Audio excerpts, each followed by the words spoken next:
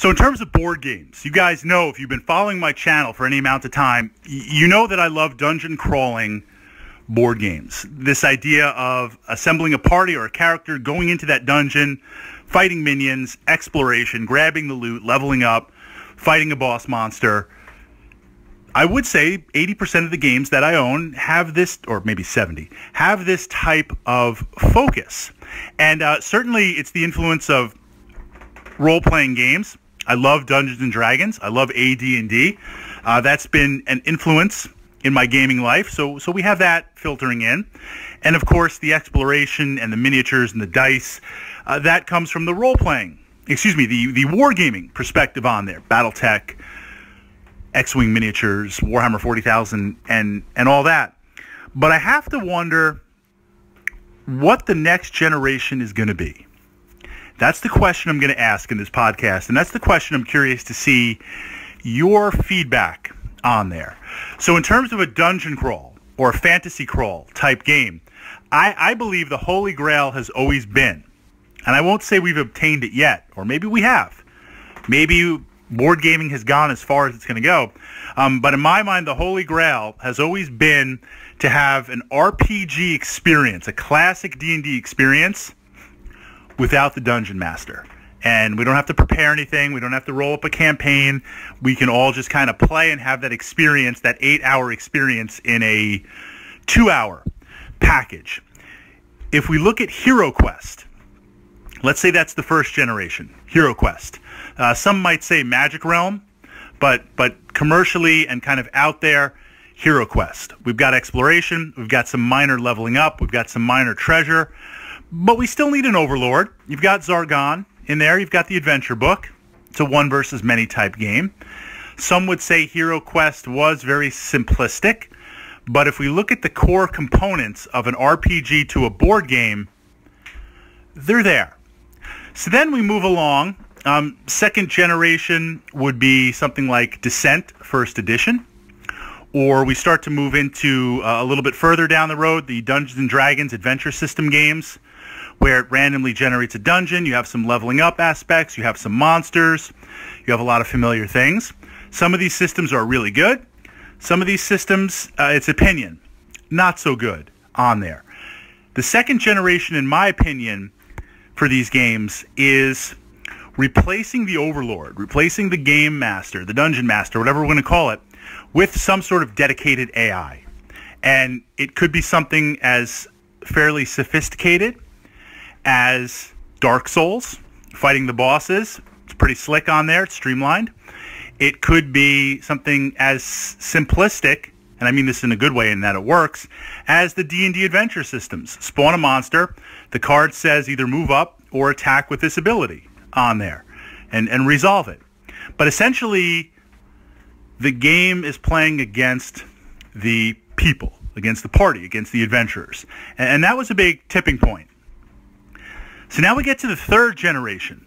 And I consider Gloomhaven, I love Gloomy, I consider Gloomhaven to be a third generation game. Some people will say it's really just a Euro puzzle where you flip cards and figure out how to resolve the most optimal layout in a dungeon format. Yeah, I mean, I guess we could break everything down into that rules flow component, but Gloomhaven does it where it has exploration aspects, it has unlock aspects, it has character progression.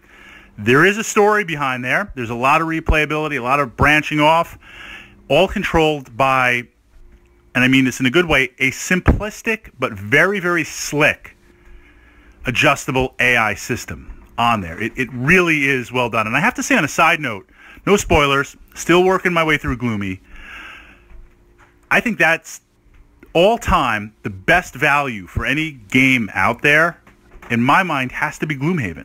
For about $100, $90 on sale, 110, 120, somewhere in there.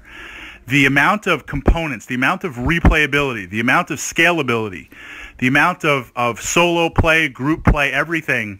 I mean, if there's one board game that you could buy and set up and play probably for like a year or a year and a half, then that would be Gloomhaven. I mean, if I break it down cost analysis, if I was an accountant, they're losing money on Gloomhaven. because it's just, there's so much packed into there.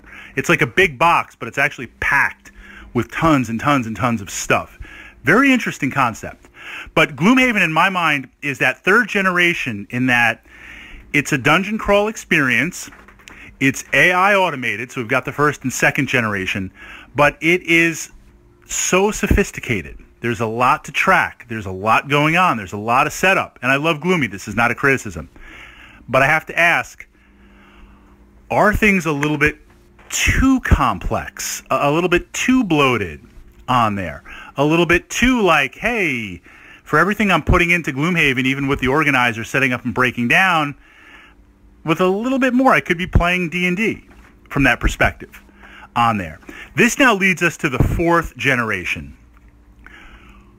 We've got the idea. We've got the AI. Are things going to become a little bit streamlined? You know, not that we're going to see like Gloomhaven 2, but everything's a learning experience. Would you see something like Gloomhaven, and I'm using it as an example, where it's streamlined, it's a lot more condensed, I want to say like a second edition, it just plays slicker and faster. So are we going to see some of these games that Sword and Sorcery might be another, where it's not so much rules bloat, but there's a lot of stuff in there that makes sense from a role-playing game, but we can eliminate it. We can streamline it. We can make it play quicker. So are we going to see things toned down? That's my first question. Or is that fourth generation now going to be, and I might regret saying this, but it's just how I feel in the moment. Something might change and I might evolve. I really don't want apps to play my games as the primary thing. I'm trying to disconnect from the digital, but I understand it. Plus, you can now start selling downloadable content and the board game at the same time. Will we see something app-controlled, like Lord of the Rings, where that's now going to be fourth generation, where the components are really just placeholders, and you're pushing out massive value, massive content, massive branching stories, a true game master role-playing experience controlled through the app and manifested on the table by the physical components on there. And will that be the fourth generation? That's what I have to ask.